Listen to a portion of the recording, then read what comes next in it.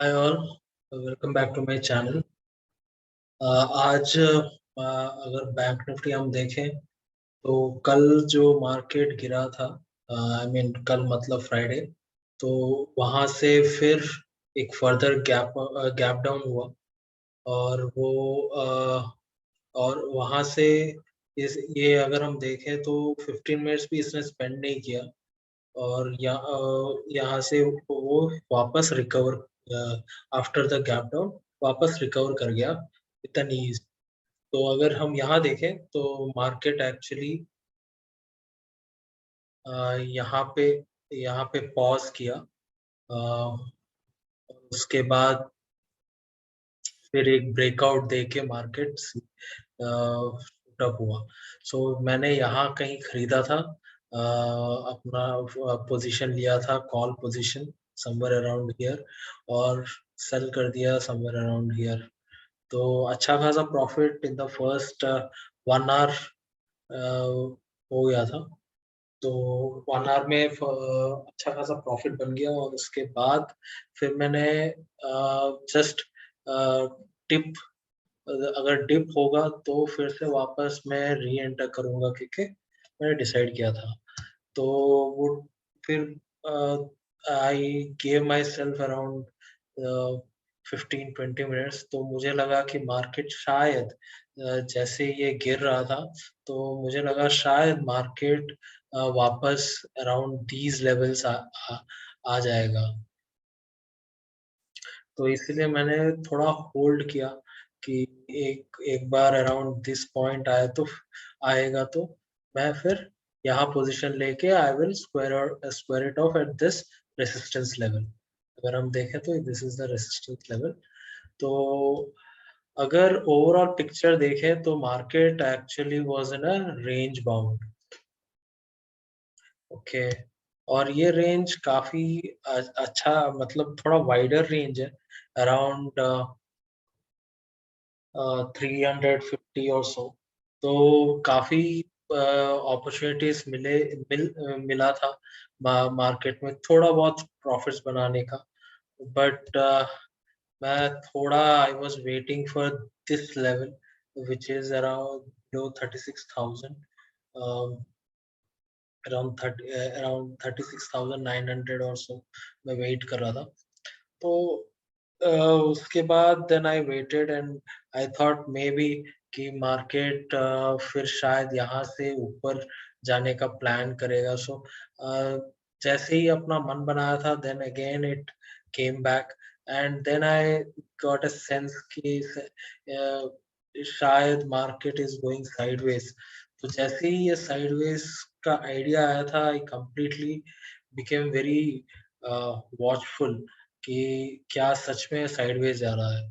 तो अगर हम देखें यहाँ से market actually it was falling, scenario तो वही बन रहा था, but after that there was a pull back. तो और वो भी pull back didn't break these resistance levels. तो this confirmed कि market actually range bound, but this range was good enough if आपने कोई कॉल या कॉल ऑप्शंस या पुट ऑप्शंस लिया होता तो दोनों साइड आप पैसा बनाते थे।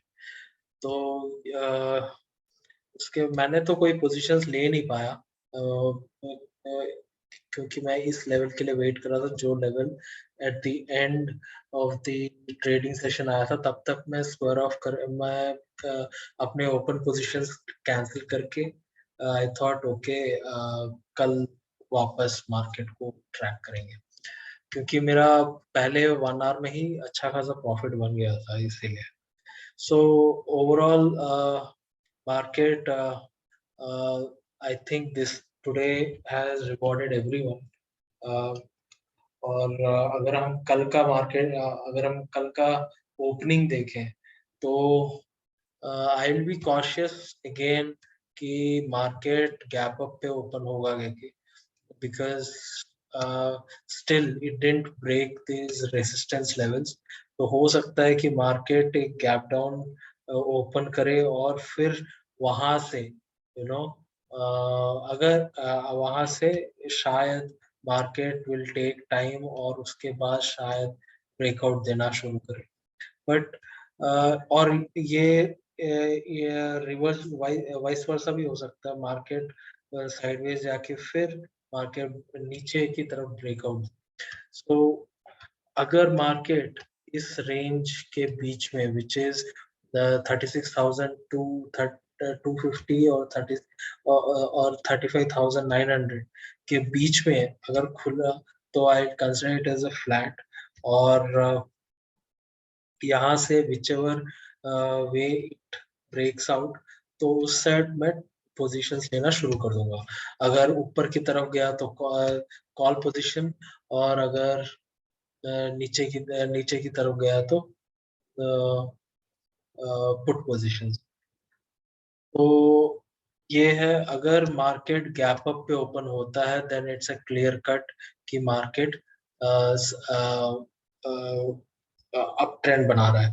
और मेरे लिए क्रिटिकल रेसिस्टेंस लेवल्स होंगे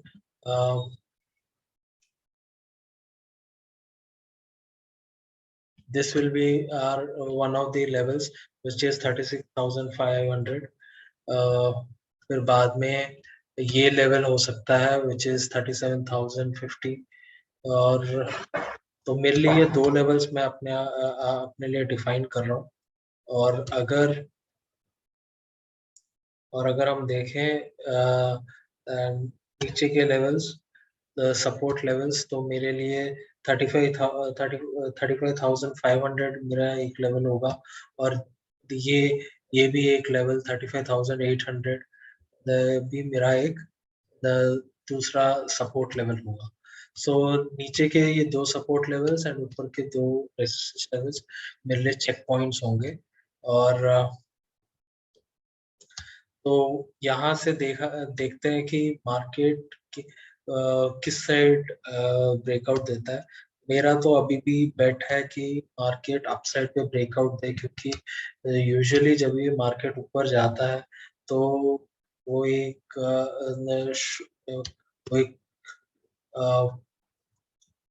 ऊपर की तरफ जाके फिर वहां से थोड़ा साइडवेज जाता है, फिर बाद में again it goes up. So usually भी अपसाइड जाता है तो मार्केट बीच में पॉज लेता है।